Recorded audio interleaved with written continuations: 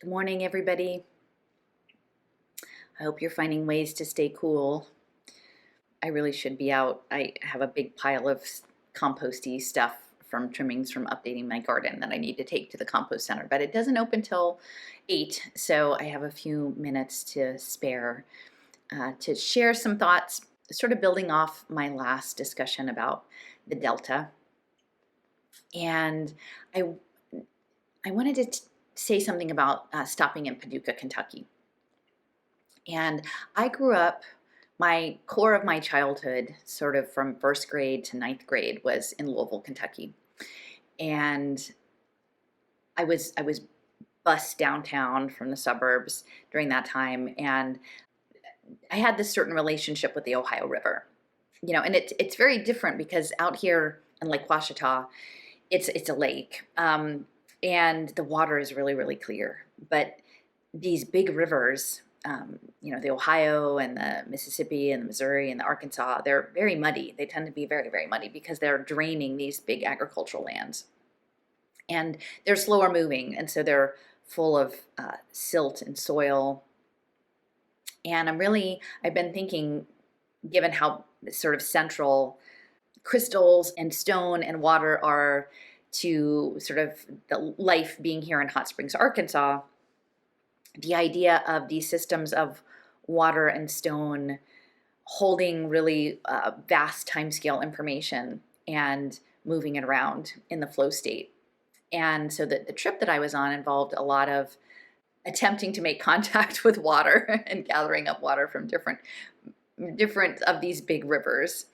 And I have a clip, and maybe I'll throw it in at the end, that I made. It was with a conversation maybe a year or so ago with Chris Fields and Michael Levin and Yosha Bach. And Yosha Bach was essentially like, the line that really stuck with me was like, wait until we wake up the rocks, which I think is probably, it would go against my frame, not go against, but like my frame is sort of the idea of the world is intelligent and animist. So it's not like our job to wake up the rocks, and probably the rocks are already awake. Maybe it's that we wake up to the awakeness of the rocks or the beingness of the rocks, but that rocks holding these deep time harmonics. And I think I've said this in another video, but I just want to emphasize this feels important, that there's some aspect of this higher dimensional, maybe moving towards a higher dimensional experience that has to do with harmonics and frequency and time, air quotes, whatever time is, and that the stones hold these frequencies and these older information scales, which you really see here in Hot Springs because of the Washita orogeny. There's a lot of shale and sandstone that was an ocean floor that was because when South America slammed into North America, it like pitched up, and then it almost sloughs off like slices of bread or something like that. And you can see, like, it's almost like a book of information of all these slices of the ocean floor that you can walk across time. And so it's very cool. And so, yeah, just thinking about how I used to think about nanotechnology, right? Like when things are really, really tiny, the physics totally change. And that, carbon or soot is sort of the original organic nano. And moving towards a space like maybe nano is simply a name, like a costume or putting on a pre-existing thing. And thinking about silt, particularly silt moving in these big rivers and waterways and being deposited, turning into stone, being moved by earthquakes, being broken down, being moved again, and what an amazing sort of network that all is. So yeah, so Paducah, Kentucky, I mentioned is on the Ohio, and they're getting a lot of improvements to their waterfront for steamboat tours and things like that. And it actually is, I can't remember if I said this before, but it was designated a UNESCO creative city, I think one of 9 in the country, for folkways and quilting. And because it has the National Quilt Museum, which I think might have been established in the 1990s. So it's the Quilt Museum isn't really old, but it's not brand new either. And yeah, and Paducah was a much larger, more economically robust town during the riverboat days. And then when the railroads came, somehow it got bypassed. And then it was sort of a backwater. Very interesting town. And, I think there's some aspect of this UNESCO stuff attached to creative placemaking and the ways in which culture and doing culture together, maybe as ritual, I think is part of this new form of higher dimensional communication. And I think there's aspects of the tokenization that is related to that because it's some sort of signaling of value. And I find it really interesting because my grandmother and my great aunt were both quilters. They were in Kansas, Salina and Marion, Kansas. And particularly like my great aunt, like a lot of her social connections in her later life were connected to group quilting projects. And so a person would make a quilt top, and then there's a quilt is the top, that's the sewn pieces, and then the batting, and then the backing. And then if you're doing hand quilting as a group, there's a larger frame, and then you would gather together and talk and sew the different quilt squares. And so the hand sewing went a lot faster. And I have a couple of Vivi's quilts that she made for me. And that is a ritual. It's a social ritual that creates artifacts. And I think somehow this future of collective information processing is going to center that more. And I don't know exactly, like I want to think that that's a good thing because I actually like culture and art and culture and humanities and how to be together in community. Yeah, so that's what I think about when I think about quilting. And so when I went to, well, first I'll describe. So I got up early, and the quilting museum wasn't yet open. And there was a piece of art, I'm assuming probably with this UNESCO designation, there's some money that comes with it. And there was like a lower arts district, and I was driving through, and there was a quilt shop that was closed. But outside in their little side yard that was, you could see from the street, there was a sculpture of a really tall needle, like a hand sewing needle. And the needle like was sort of vertical, like it like poked into the ground. And then at the top where you would, the eye of the needle had a red thread, but the thread was metal, but it was supposed to look like thread, and it came out of was threaded through the eye of the needle, and then it went down to the ground, and then it sort of made a few humps in the ground, almost like a little Loch Ness monster kind of humps, and to imply the sewing. And on the wall of the building, it said, "E pluribus unum," out of many one, and we are all gathered with the same thread. And that just really stuck with me. And especially, again, we're in this 250th commemoration moment. And, that's on the currency out of many one. And the gathering, right? The gathering with the thread. And I had a friend, she was talking about, reminding me about the fates and the spinning of the thread and the coloring of the thread and the weaving of the thread, and then the cutting of the thread that ends as any certain cycle. And the other thing is it was a red thread, and then there's a whole mythos around the red thread and Ariadne that, Ariadne loved Theseus, who was consigned to go in and fight the Minotaur in the labyrinth, and so she gave him a red thread so that he could find his way back out. And of course, that relationship didn't end up very good at the end, but the red thread of navigating the labyrinth, of having something to navigate the labyrinth. And I feel like in many respects, we're all here as part of, E pluribus una means from many one, or from one many, which is kind of this Indra's net, right? Like we're in this woven expanse of, we're collected together, reflecting one another. And that feels like it relates to these E8 mirror houses that Ben Goertzel and Tony Smith talked about, like how we build our phenomenology by how we're reflected in other people. And then the stories that we tell about other people and ourselves, and those reflections and the reflections of the reflections. And so, yeah, the one, right? The one and the many, and then how the many engages with the one. However you understand that one to be. And I know there, in my Animus live action role play musical, there are many versions that are allowed. And we, in my version, it's not necessary for one to dominate. But yeah, and how they're gathered, and how, in some respect, the red thread of like, we each are in our own labyrinth. We each come in our own labyrinthine process that we have to navigate. But, the lens I like to use lately is the Sufi mystics, the Ibn Arabi and Surawardi, the idea of the beloved. I like the idea of, or I am leaning into the idea that there is a benevolent intelligence of the universe, of the one that is throwing out a red thread to the many, so that as we engage in doing the labyrinth and figuring out the things we're here to figure out, that we have some guidance. And then if we can get centered enough and reflective enough to sort of breathe and remember we have that string in our hands, that thread, and the thread is both our thread, but I can imagine a landscape of many little labyrinths, right, that are all like moving up in a higher dimension to like gather together this crystalline net. And that our experience is that it's not, that it's co-creative, that as we're tugging and pulling and it's like dragging our strings, that there's a conversation going on, and that maybe through the divine intelligence, some of the things that we're dragging around or tripping up on or whatever in our labyrinths, that there are signals being communicated like a spider web up the wire, and then maybe the lessons that we learn can transmit down to other people on their wires. And that I like the idea that we might be moving towards a way of being that is more shared intelligence.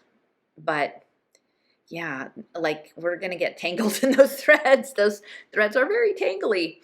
And sometimes I think it's dark in the labyrinth and we can't see, like we come through to a place and we're like, what just happened? What was that? Like, maybe we just need to sit down, just sit down and take a breather and regroup.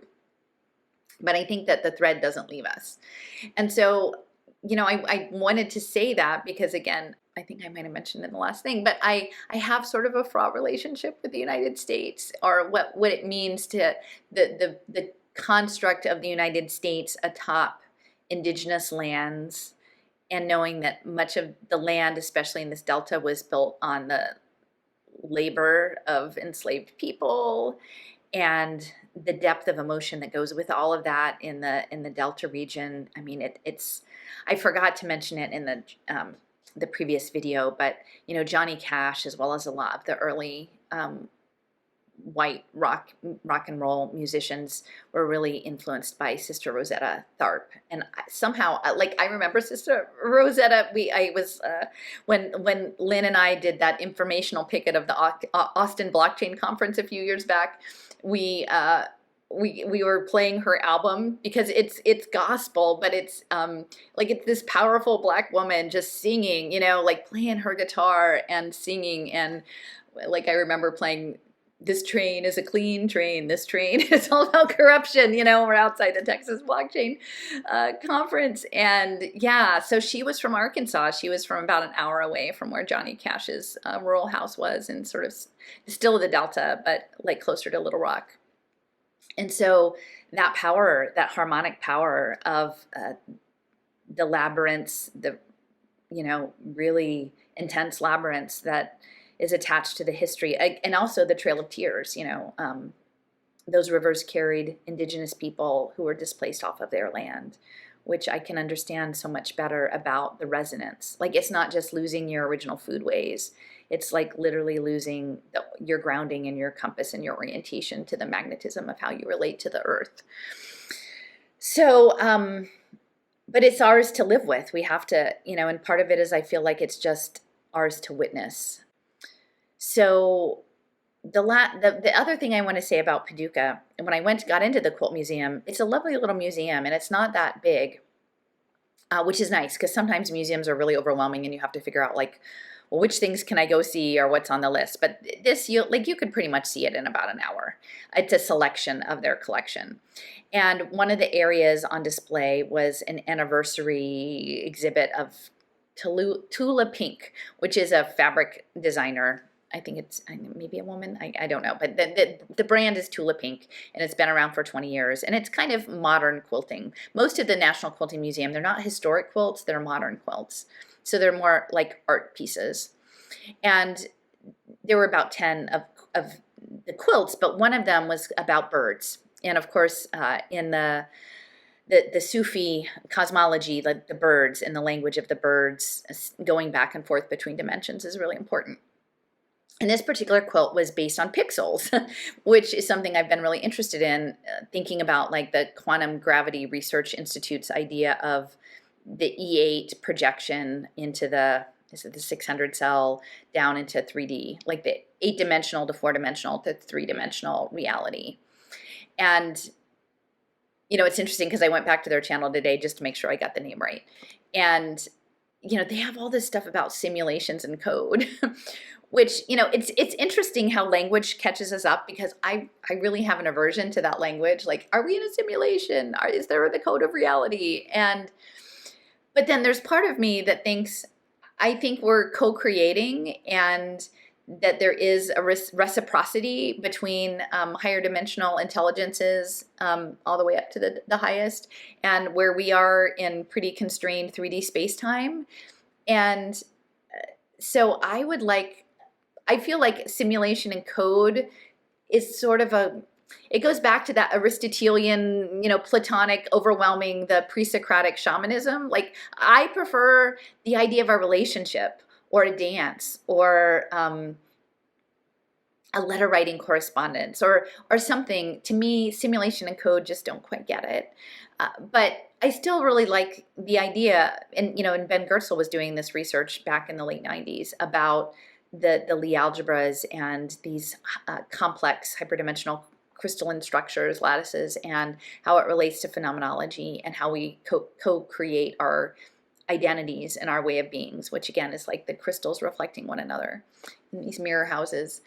And so this particular quilt was about birds, and it was about pixels, and it showed on this next to it, it had a draw, and I'll throw this in, but it had like a sketch of the colors with the pixels, of how the colors work together. And I think of color as a vibrational frequency, a harmonic that's composed. And so there was a map, right? Like a topological map of how the pattern would come together through the pixels. And then what struck me was that these pixels and their placement in the overall composition felt like an enabling constraint. And it also felt like it aligned somewhat with the idea of astrological, like how we're constellated in relationship to other elements in the cosmos when we're born affects our placement in the quilt and the placement of others in our quilts. And the tension of that idea of coming in with some sort of predetermined structure behind us, and the nature of free will, right? Like, if it's already all decided, why go through the motion, right? Like, why even do this thing? And but then what I looked over and at the quilt itself, and I realized that the quilt top isn't the quilt. Like, there's lots of attics that are full of quilt tops that were never quilted. And I know that myself. Like, I've done quilt tops, and at the end I'm like, yay, I got it, and I set it away, and then I never get around to actually quilting it, or I get stuck midway in quilting it. I have one of those right now. And but the quilting is really important. And so I feel like what's interesting is this idea of an enabling constraint of the pixels, but what you get to quilt over the top of your square. And maybe you're quilting with other people because we're gathered with the same thread, that red thread of the labyrinth. And so how we do the quilting matters. It's just interesting to think back to my own remembering Vivi and her parlor with really cabbage rose wool rugs in this little 1950s rancher, and fancy teacups and bells, and the ladies would come for tea and then quilting. And it's like, what pattern do we want to quilt? And we do have that choice. We have that choice of how to quilt it. Yeah, we get to these moments sometimes when we're just like exhausted from the walking around the labyrinth, and we just like put our back against the wall, and we're like, what is this place? What is this place? But maybe if we imagine that our thread connects us to higher intelligences, and that at that higher level, at the meta level, we're connected to the e pluribus unum of other people's experiences, and like practicing how to sit with that and maybe how to access that better.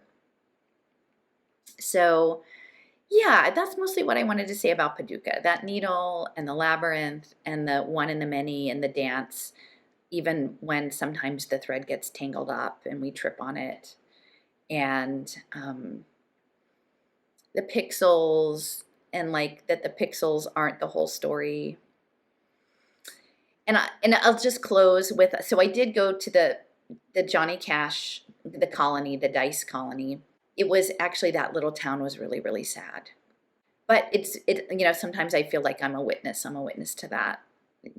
There's not much to be done but to witness. I'm a history forager, and I witness things. And the house itself is on the outskirts of town. And again, the timing didn't line up, so I just took a picture from the outside. But before I left, I went over to the Air Force Base, the defunct Air Force Base at Blytheville, and I ended up noticing that there was a Nodina archaeological village site that was part of the Air Force Base, and that's since been decommissioned mostly. That had public, like you couldn't actually access the site itself, but you could get close. And it was about an 80-acre site. It was the largest Nodina village, palisaded village of like, I don't know, maybe 500 people. And I think the ceremonial mounds may have been bulldozed for agriculture at some point, but there was a nearby mound that had been preserved in a field that was ceremonial. And, it's very likely Hernando de Soto, when he came through this region, visited that town. And yeah, it's an important archaeological site. And so I wanted to see that. And so I drove out there, and it's really weird because this base is pretty sprawling. While they're trying to redevelop it for light industry, it's a very poor area. And so, industry might be a transmission shop and then the Humane Society outpost, or something. Like, it was not really high tech at all. And weeds growing through the pavement and all these windy roads, and like nobody else is out there. And I end up by driving through a section that's clearly like a community project of holiday lights, with these like home crafted metal structures holding these holiday light constructions, and some of them were really elaborate. It was called Dixie Lights on the Delta, Lights on the Delta. And it was, I guess at Christmas you would drive through and see the lights. But one of them was actually a DJ and a guy playing the guitar from like the 50s. But they were these ghostly presences because the lights weren't on. So it was just this white echoes. And even the guitar player, you could see that probably with the lights, he was like playing and the guitar was going up and down. So you had like this strange lamination of the things in motion, but they weren't activated. And eventually I made a false turn down one way. And, what I had been listening to this audiobook about, I think it was P.D. Newman is his name, about essentially Missawaska plant medicines, shamanic plant medicines of southeastern tribal cultures, the Mississippian people, mound cultures, and the using of native plants native to that area, which was like morning glory and black locust and datura, into essentially this journey of souls, that the steps in the process seem to be parallel in some way, maybe not the ayahuasca part, but the Freemasonic esoteric rites of going into other dimensions. And I had listened to that a couple months ago, and I'm driving down, and there's this whole tumble of these beautiful white morning glories. And so I hopped out and I picked up a couple morning glories, and then I made my way back. And then the road is getting rougher and rougher, and then eventually it's just 2 dirt tracks through this jungly jungle tangle with barbed wire from the Air Force on one side, and like kudzu and passion flower vine and poison ivy all hanging on the trees on the other end. And it opens up into this small clearing, and there's a granite monument there with 6 stones, and then in front was a fence that said no trespassing. And so at that point, like, I wasn't going to trespass, but I knew that they must have secured that for the archaeological site. So I was close. And so I put a heart there with the leftover geodes from the trip that I had made. And my friend Sean had gifted me a gourd. And so I left that gourd there with some red clover and some milkweed and passion flower and the brookite that my friend Carly had gifted me, and tied it through with a strip of cloth, starred cloth from a fat quarter quilting square, quilting coming back again, that I had received as a part of a giveaway at the Sundance at Cheyenne River Reservation in 2020. And so I've been slowly cutting off little bits of that quilt square. And there was a hole in the brookite that we'd been pouring the water through on the trip. And so I threaded the strip of fabric of this Lakota or the Star People through the hole in the brookite, and I left that in the heart. And I just sat with it for a while, because I'm, that ancient culture right up against this Cold War military base with, the super, whatever, the Strato Fortress B-52 bombers sitting there. And I mean, you couldn't see them anymore, but their presence, right? That was a pretty weighty presence. And then I got up, and I had initially assumed that the granite markers on this sort of concrete plinth were military casualties, and there were those little small flags planted around. But I decided to go look closer on the way back to my car, and when I did, I was really struck, because I would say fully 10% of the names inscribed, and there were hundreds of names, were infants. It was like infant son, infant daughter, infant. And I was like, I was kind of totally discombobulated. Like, were these people who died on the Air Force Base, or families, or what was going on? And I circled around, and then there was an inscription on one of the faces of the granite markers that said what it was. And the cemetery, essentially, it was a pauper's cemetery. And so people from throughout that region who, in probably the early 20th century, had to bury their dead, who didn't have the money. All these babies, not just babies, but a lot of babies, they were brought there and put in that Delta soil. And, probably if you didn't have money to, have a churchyard burial somewhere, you would also not have money for a marker. And those that had markers, when the military acquired the property, supposedly they did a survey and recorded it, but they took all the tombstones away, the ones that were there. And then between World War II and the Cold War, things were lost, things were messed up, and then it was like they were disappeared. Those people and the community got together, and they went back through all the old newspapers and the obituaries and the funeral home records, and they tried to find as many names as they could. But it was maybe 300 or 400 names, but they think maybe 5,000 people are there. And so, it's just, I don't know why I do these strange things. Like, I don't know how this is part of the quilt, to maybe go to these sort of forgotten corners and, drive past the barking dogs in the Humane Society pound, and past the jungle, and just sit with this.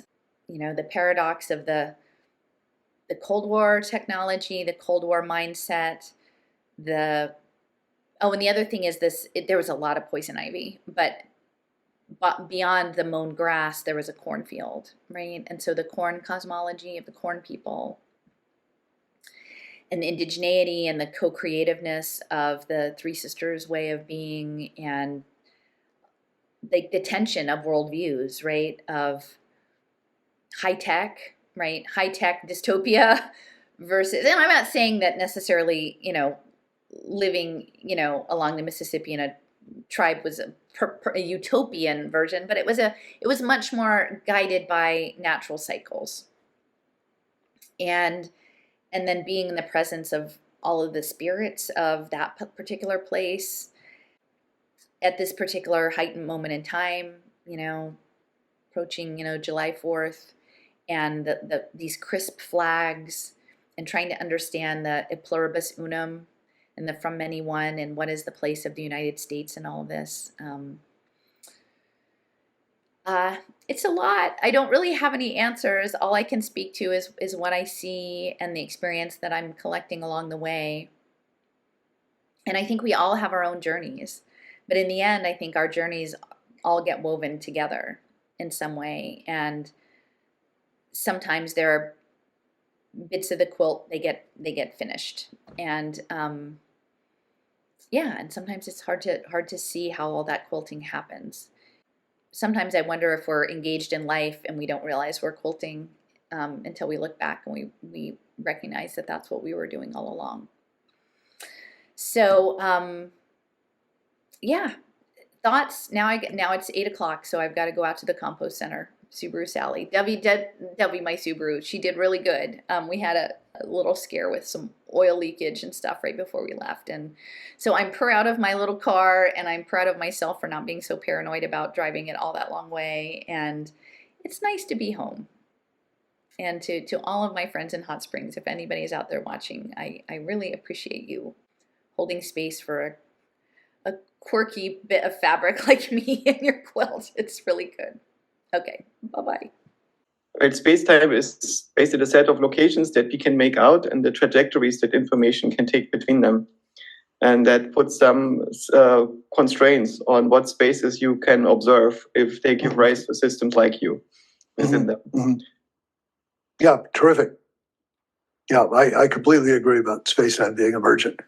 In fact, Mike and I have been talking for some time about... Theory is, I don't really know what it exactly describes. If you look at the LLM, that seems to be a radically Fristonian machine in that it's trying to minimize the prediction error.